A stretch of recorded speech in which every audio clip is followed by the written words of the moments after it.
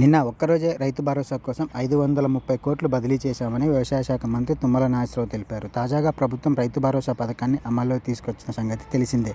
ఈ క్రమంలో రైతు భరోసా గురించి మంత్రి తెలిపారు. రాష్ట్రంలో రైతు సంక్షేమాన్ని ప్రభుత్వం చేపట్టిన రైతు భరోసా పథకం అమలు వేగంగా కొనసాగుతుందని, ఈ పథకం కింద రైతుల ఖాతాలో నగదు జమ చేయడం జరుగుతుందని అన్నారు. అర్హులైన ప్రతి రైతుకు ఈ పథకం కింద సహాయం చేస్తామని మంత్రి హామీ ఇచ్చారు. రైతు భరోసా నగదు తొలి విడతలో మండలానికి చెందిన ఒక్కో గ్రామంలో నగదు జమ చేస్తున్నట్లు మంత్రి తెలిపారు. రైతులకు గిట్టుబాటు ధర అందించడంతో పాటు ఆర్థిక సాయం కూడా అందించడం తమ ప్రభుత్వ లక్ష్యమని పేర్కొన్నారు. రైతు సంక్షేమం కోసం ప్రభుత్వం ప్రత్యేక దృష్టి సారిస్తుందని తెలిపారు.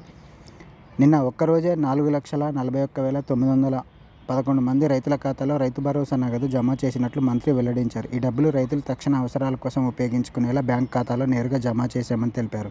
రాష్ట్ర వ్యాప్తంగా 577 మండలాలలోని 9,48,333 ఎకరాలకు రైతు భరోసా నగదు అందించామని మంత్రి పేర్కొన్నారు. ఈ నగదు మొత్తం 530 కోట్లుగా ఉండగా ఇది రైతుల పంట నష్టాల నివారణకు ఉపయోగపడుతుందని తెలిపారు. రైతు భరోసా సొమ్మును బ్యాంకుల ద్వారా తక్షణం తీసుకోవచ్చని మంత్రి తుమ్మల నాగేశ్వరరావు స్పష్టం చేశారు.